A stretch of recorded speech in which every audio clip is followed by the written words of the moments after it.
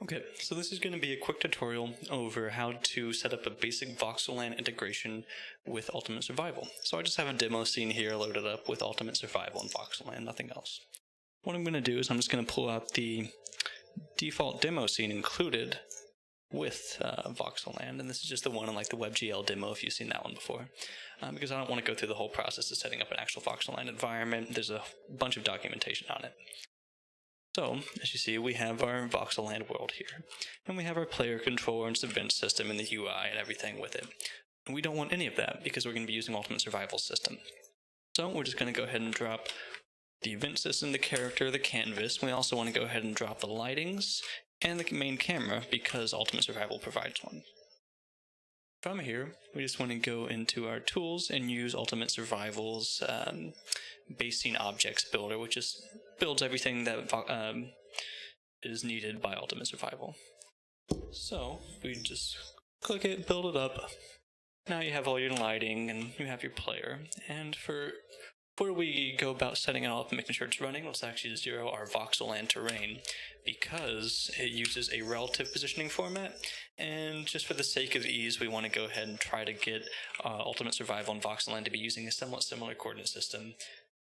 Because Voxeland uses this relative coordinate system to where its Voxeland transform is based at, and Ultimate Survival just uses plain Unity coordinates. And now they should be about the same, but there are some slight errors we'll go over later when it comes to actually picking blocks that account for raycasting directionality. And from here, let's go ahead and make sure our Mel player isn't just falling into the ground. And I actually want to go set him up in the scene where everything's going on, all the fun stuff that's being demoed. So I'll just pull him over here.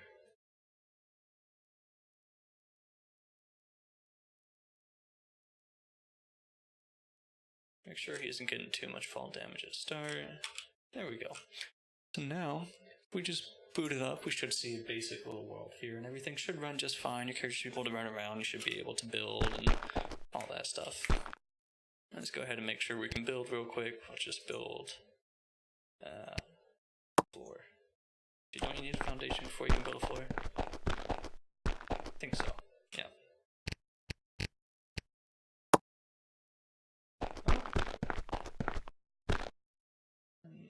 There we go. And there is some slight errors due to the bunch of little holes using voxeland marching cube style terrain where you're gonna have a hard time building, and I highly suggest you change the building collision requirements to allow a little more leeway if you're gonna actually be implementing this same system instead of building your own. But as you can see, it all works. We can build our walls. And we should be able to shoot. Yeah, it's all working just fine. Now, one nice little thing included with Ultimate Survival, I'm just going to throw in for the fun of it, is the sound effects and all the little background things and the wind zones that come pre-built into the forest scene that I really like. So I'm just going to pull those out real quick. I'm going to see, I forget where they're at, so I'm going to have to look around for a minute. Right,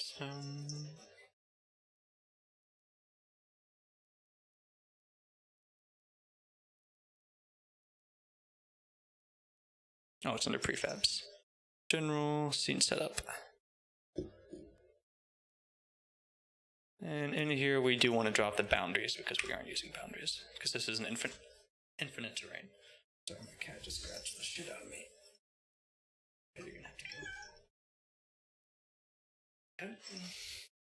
And now you get all the nice little sound effects and the birds chirping and all of the cute things that come with Ultimate Survival. And that's a very nice sound. I like that. I'm glad he included that in it. That just makes it feel a little more professional in a way. And of course, if you make it nighttime, it'll turn to the night sounds. If it doesn't freeze on you, that is.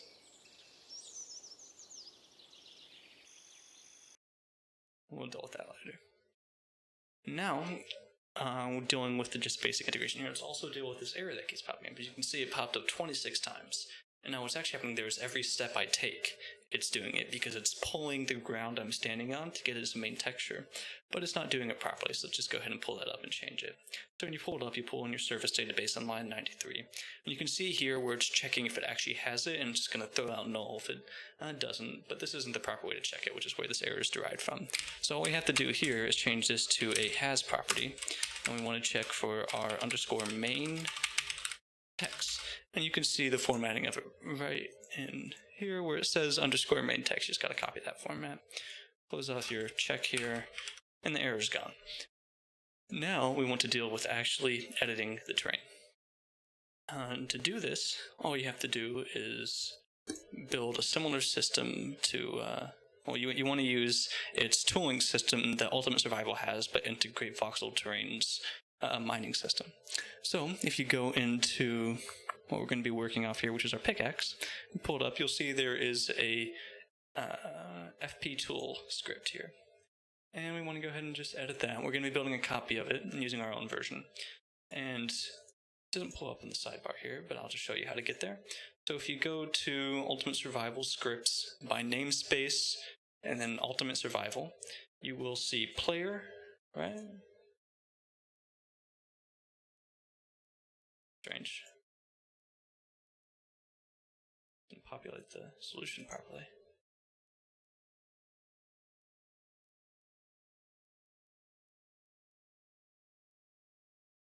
So the solution does not seem to be correct. So is there a way to refresh it?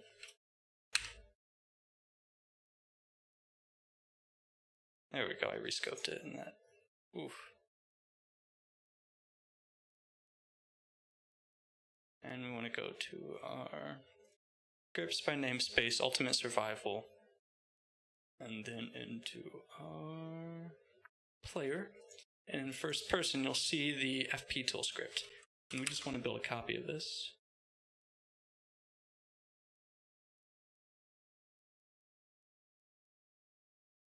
It would let me. Okay.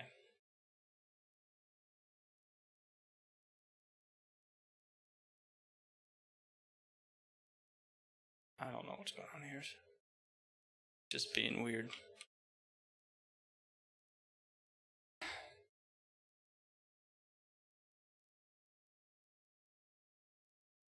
I'm just going to relaunch this. I believe I was probably in the wrong mode. You know, Visual Studio is just a mess of a bunch of different options. It's hard to follow sometimes. I've always been more of a Vim guy, but when it comes to Unity, it's better to have the full IDE. Now let's do that all over again. Go into our assets.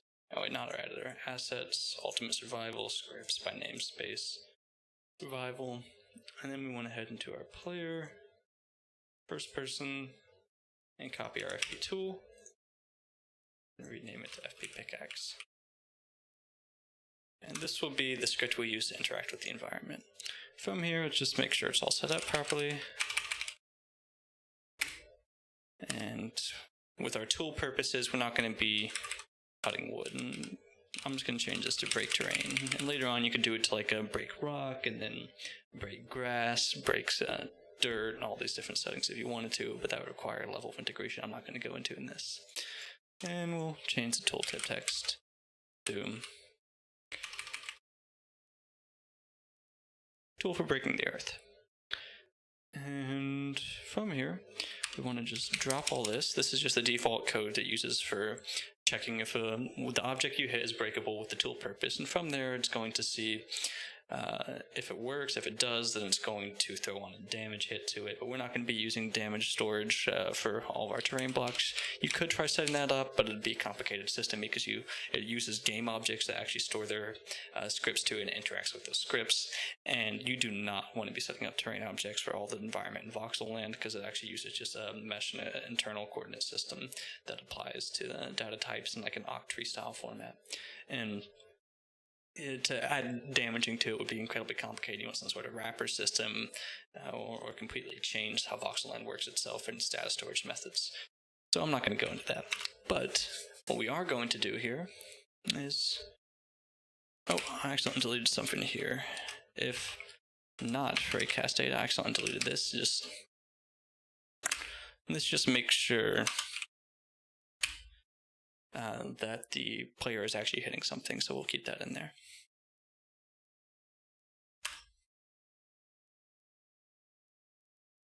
And now we want to go ahead and copy the Voxeland system. So what we're going to do is go into Voxeland. Is it in demo? Yeah, demo, grips, and the Voxeland controller. And here we're just going to copy a chunk of code having to do with editing the terrain. And is this whole chunk here. So we'll just take that, throw it in our pickaxe. And I also want to quickly detab this. And now we can go ahead and get rid of all this because we are... That would be the new version of Ultimate Survival, which I'll also do a video on that the creator just sent me by email.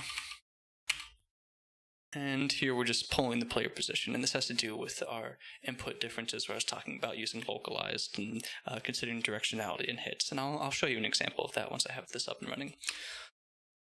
So here we just want to take our coordinate that we get from our raycast and go ahead and integrate it into the Voxeland so it uses its coordinate system. And to do that, we also have to handle some imports. So let's go ahead and import our coordinates. We're just using the Voxeland plugins. And for Voxeland, we actually need to go ahead and using Voxeland 5. And we also want to create a public Voxeland, and we will set that up in the actual tool script. Now we can go ahead and drop this whole thing here because we're not going to be using a previous aim chord and a current aim chord update check because this is only running on a hit, so we're not having to consider on every update if there's like a delay switch like the controller is using for Voxeland. So we just drop that whole thing. And with that, we can also detab this once again. And we don't need highlighting at all because, as I said, this is just an on hit. So if you were to highlight, just be quick hit, disappear, and it'd be just a waste of time. If you wanted to add highlighting, you'd have to go into the actual player controller for Ultimate Survival and add a system for that. And you have to consider tools, and that's just a mess to do. So this is where we're actually altering the code. Now we are going to hard code the edit mode, so we want to do a voxeland.edit mode. Edit mode equals voxeland.edit mode.dig.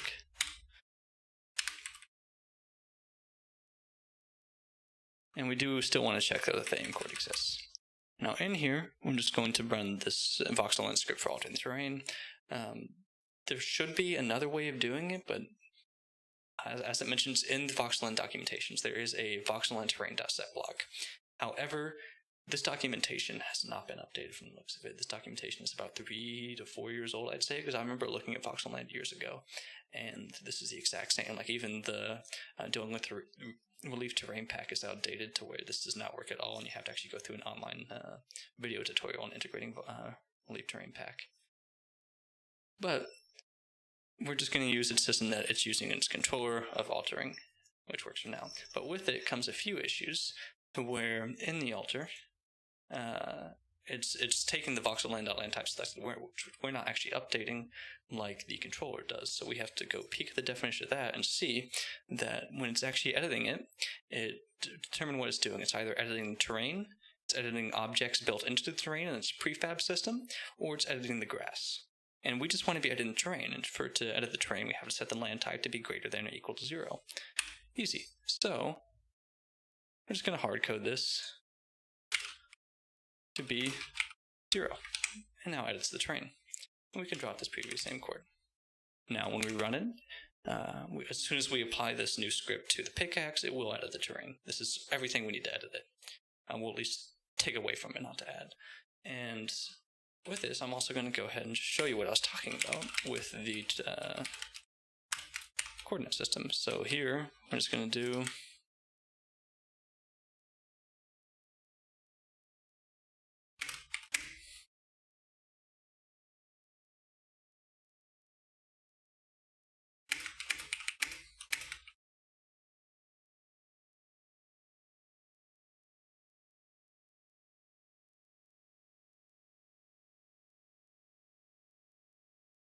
This will show you what I mean with the coordinate system, where it's considering directionality. So now let's go ahead and edit our pickaxe model, which is located under Mel Player, Look Root, FP Root, and here you can see all the handheld models, and they're all just kind of like disabled game objects built into it. And we want to go to our pickaxe, and there will be a FP tool script on it. And since we now want to change that to be a FP pickaxe, and we'll disable this and just copy over to settings. You need to make sure the object name is, of course, the same, because how it works is it looks up models in here with object names and makes sure they match the item database for Ultimate Survival. Change one here. We need to set the event handler to be using our model. We want our max reach. Let's go ahead and set that to about 1.7. I don't know. That depends on like the player height and all that stuff. And you want it to be able to, so you can like hit the ground you're standing on. You can just kind of play around with that till you get something you want. Damage per hit and impact force don't matter, I don't believe, because we are just doing a hit as a hit. And we'll just change this to be the pickaxe sound. You want that to be a chop style. And we also have to create a link to our Voxeland. So all you have to do is drag your Voxeland object into that. And your efficiency shouldn't matter, I don't believe. And we'll go ahead and modify the terrain purpose to break terrain, even though we haven't actually worked with that yet, but we'll just set that for now. And you can go ahead and delete the script. So now it should be fully integrated. When you use a pickaxe, it will break the terrain. And we'll just do that real quick.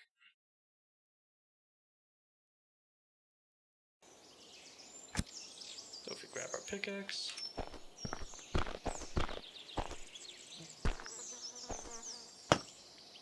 look at that, terrain's gone. We can break the terrain we're standing on. And we might, yeah, you probably want to change the tool reach just a little bit, but you can always crouch and go down, you know. You can bore your way in. And this can also change grass because we're not checking the type. And this current voxel terrain is only set up with 2 types of grass and 2 types of stone. And I don't think it does anything to these, because these are using, as I said, the object system. These light orbs built into voxel terrain are on the object system, which is different from the terrain system, which is different from the grass system. And you'd have to create a custom script to get rid of those. And I suggest, if you're going to be working with Voxeland, do not use Voxeland's object system and prefab system. And while I am going to show you how to use Voxeland's tree system, you know what, actually, I'm not going to make that statement. I was going to say that don't even use the Voxeland tree system because it uses the Voxeland object system. But since it comes with like a good density program, and it considers like, I think it has some unique abilities where you can set like biome data for like the soil types. You can, and it works well with those. And I think it's fine to use it, but it is going to take some integration like that I'm actually going to go over now. So if you try to use your axe on the trees, they won't work.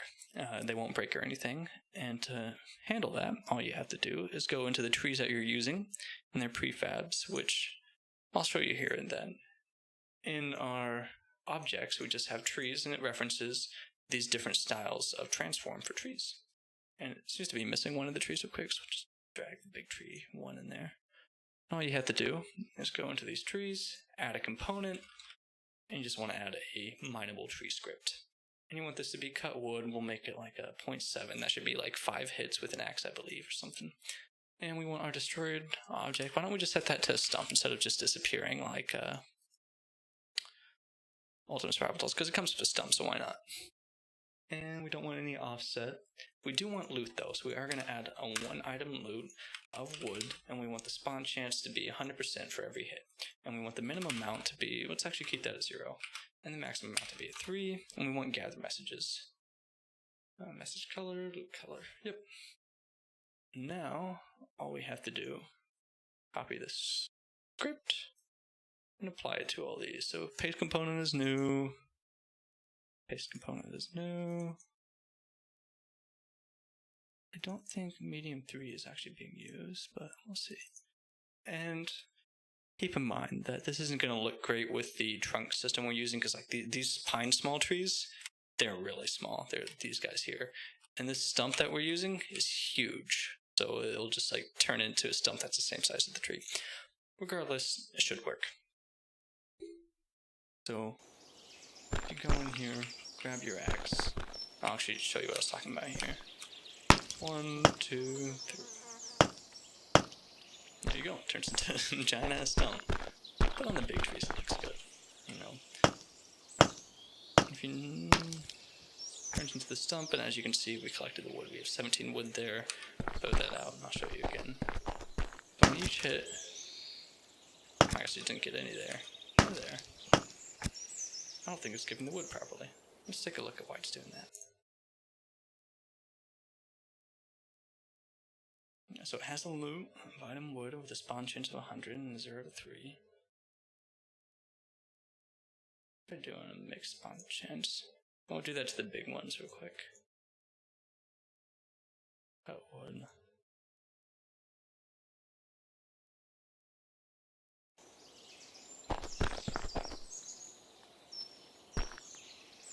The big one. Looks like it. Let me just check.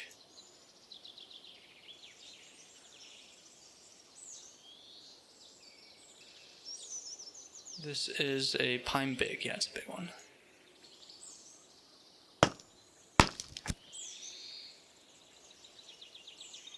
No, it's still the default 17 wood you start out with.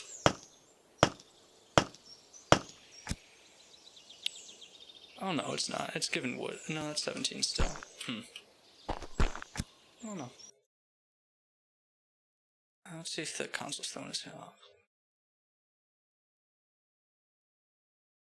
Interesting. Well, let me actually take a look at how trees are handled.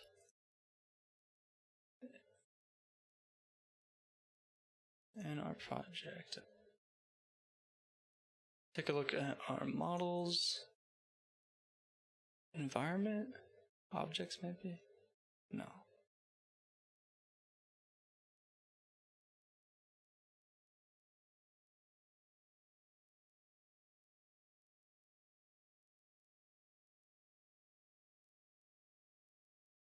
Destroyed tree.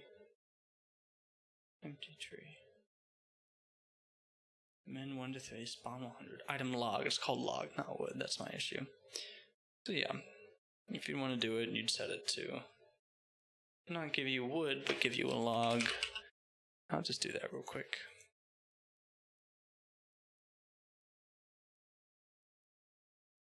So I'll just test the large trees and show you real quick.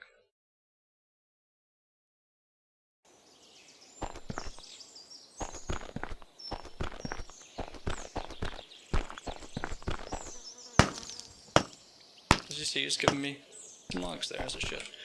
Turn it into that. And there you go. That is a basic integration with Voxeland. So it allows building and digging, but one thing to mention real quick is if you are going to be using this tile, you really need to create some sort of wrapper I was talking about earlier where it actually checks the object type. And I'm not sure how to do that, but as an example of the issues. So this tree here, if you hit it, giving you a bunch of stone. Right? Is it not giving stone?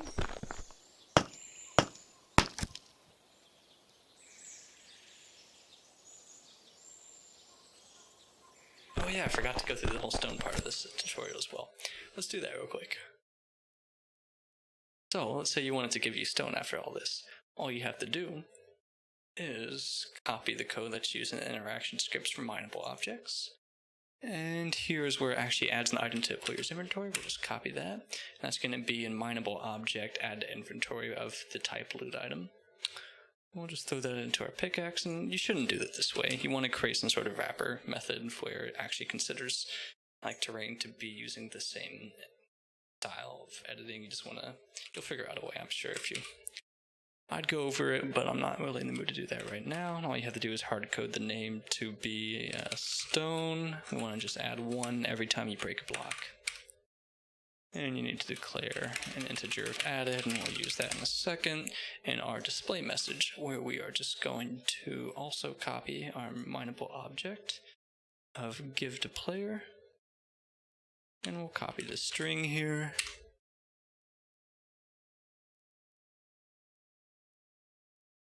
And we'll hard code the color to hex here to be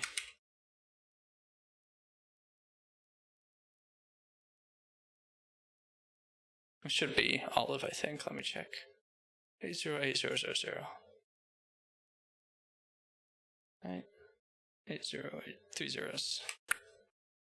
And we can just drop this as well because we're not using this style yet. And we will use the default message color.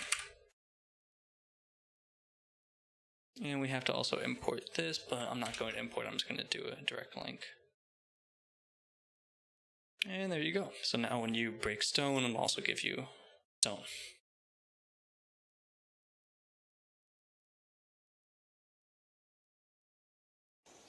Now I hope this video has not gone on too long, but I know it could be covered in a quick text tutorial, but I figure I'd go a little bit more into detail. And as you can see, it's giving you stone on every break. And if you wanted it so that, you know, you could take the stone and place it back down, you'd have to go into the item manager and mess around with stone and make it like a holdable object, and use a similar system to what we used for the pickaxe actually. So on a right click use, you'd want to do an alter terrain, but change the edit mode from dig to be something like, I think it's add. You'd have to play around with that and take a look at the source code for how to properly handle that. And you'd have to do an associated ID because Voxel Terrain builds a block database of IDs ranging from 0 to something for editing and adding block terrain. And I'm sure there's some sort of lookup what you could do. You'd be able to figure it out. It shouldn't be hard to do as long as you can figure out, you know, how to deal with Voxeland's outdated documentation for actually grabbing the get block. Oh yeah, and that issue I was talking about earlier, where if you hit on any Voxeland-based objects or terrain, it's going to give you a stone. Like this, it's giving you stone when you hit a tree, because we just hard-coded it in. Oh, and on a side mention, another error I want to issue with Voxeland integration is that the trees don't actually have proper, they don't work well with the decal system built into Ultimate Survival. You won't be able to hear me when I shoot. If you look at this, the decals are floating because the collision box isn't properly set. And you'd want to use like your custom trees and get them to work properly with the decal system if that's what you're planning on doing. But that is it for the tutorial. If you have any questions, just let me know in the comments below, or send me an email, or post on the forums, and I'll